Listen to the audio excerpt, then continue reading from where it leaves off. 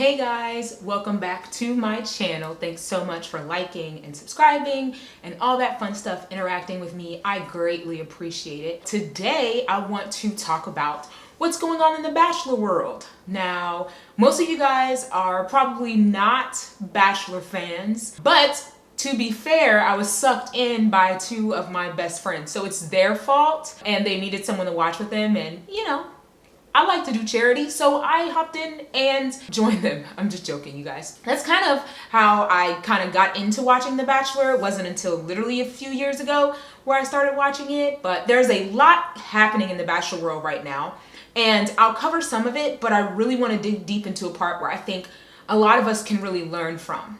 And I want to really dig into Lindsay and what her role has been, and just some things one thing in particular that she said on a podcast. I'll also put that in the description box so you can listen to it if you like, where she did talk about her interview with Chris Harrison on Extra. So anyway, what's going on in the Bachelor world is, for the first time ever, there is a black man that is a bachelor, so that's cool. But there's a girl on the season who, I guess in 2018, so she attended an Old South antebellum party at a plantation. So if you don't really know what that is, pretty much they used to have these Old South parties to lynch black people. That is kind of what those antebellum parties represented back when black Americans were enslaved.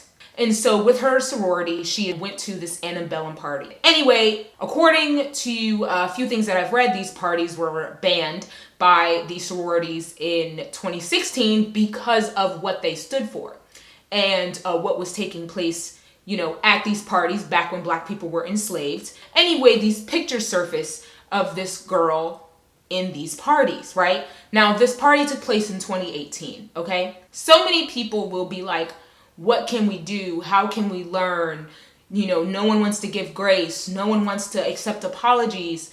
But I knew what racism was when I was a kid because it was used as a weapon against me. As a child, I learned early what racism was because of it being used as a weapon against me.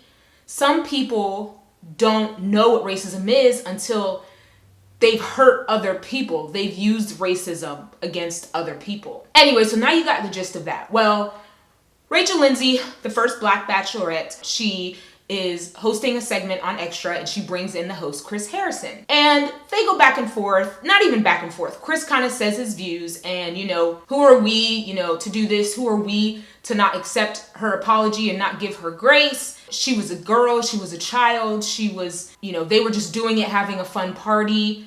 And Rachel says, if I was at that party, what would I have meant? What role would I have played? She's absolutely right. But anyway, so she's trying to speak, and Chris really just goes on this whole tangent for 13, 15 minutes, maybe longer, just about how we should have grace in those areas for people who do things like this. We should allow them the space to learn and grow. What's interesting is that a previous bachelorette, Hannah Brown, said the N-word on camera when she was with her friends. And she issued this apology.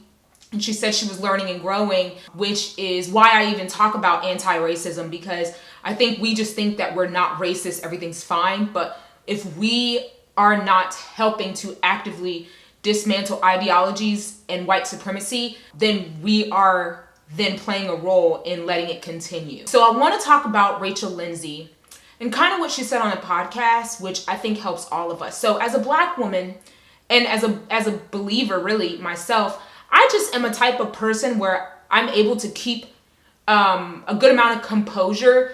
You really have to push me for me to get angry, and that's just me as a person. And I've really learned that from my husband, because to be fair, I haven't always been that way, and marriage will help you be that way. But I learned that from my husband. You can't let everybody push you. You can't let everybody get you to the point where you lose composure or control, or you get upset, and now you just can't do that for yourself, And I've learned that those are boundaries, for me. I know that once I get to a point where I'm so angry me personally, I know that I'm ineffective because now I'm mad. And now I can't make or do anything, but that's just me personally. And so I know that about me. I also know that in the back of my mind, if I don't keep that composure, I will be labeled as the angry black woman. When this whole thing happened between Rachel and Chris Harrison, Rachel got a lot of heat from it. Like, why didn't you push harder? And why didn't you say more? But Rachel actually took a lot of blame anyway. Like, people were literally microaggressing the mess out of her. Like, Rachel's always entangled in drama. Rachel's always doing, whatever. And this is literally on ABC. Because anytime a hard topic comes up, whether it be bullying, whether it be racism, Rachel is always the face of it.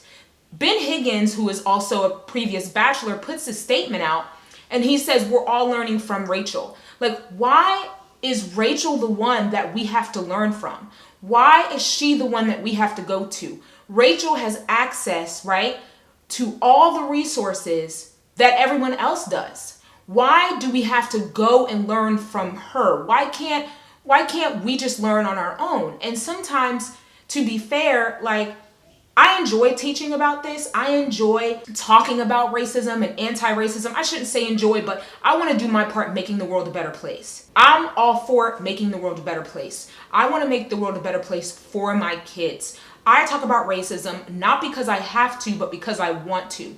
And sometimes I feel like, especially as a black person, that people expect me and us to fix racism on our own, or that we're born with the knowledge of how to do it.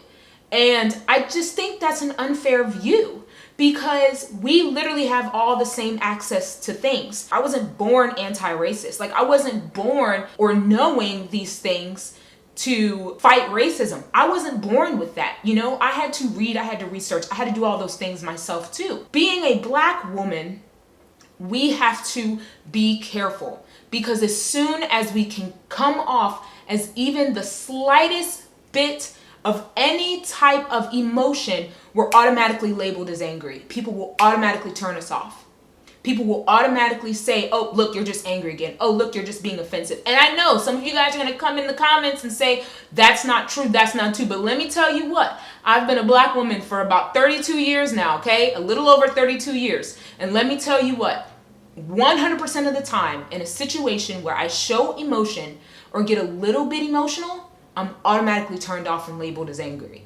The times I don't do that, about 25 to 35% of the time, I'm still labeled as angry, just not as much as the first time. I'm telling you, it happens. And so I have to navigate myself in a way where I'm a person of composure anyway, like, that's just kind of how I live my life, where I just don't anymore allow things to push me to that point.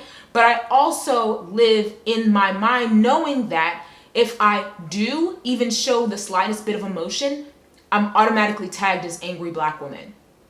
Instantly. And I gotta be honest, guys, it's really frustrating, because there's times where I get angry too, but I can't show that, because I know 100% of the time when I do, I'm tagged as the angry black woman. And so is Rachel. And it's unfortunate because Rachel is so many times hung out and left to dry.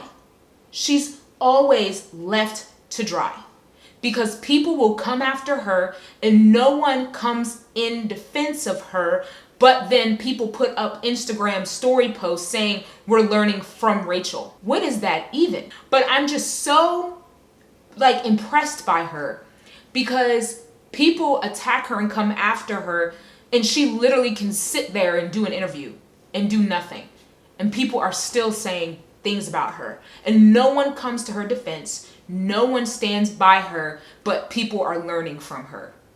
I just think that is just really kind of the world that I live in too sometimes. I feel like that people are constantly pulling from learning this information, but when it's like someone comes on the defense or someone feels a certain way or feels attacked in a way that I'm not even talking about them personally, I don't get the same benefit of the doubt, you know?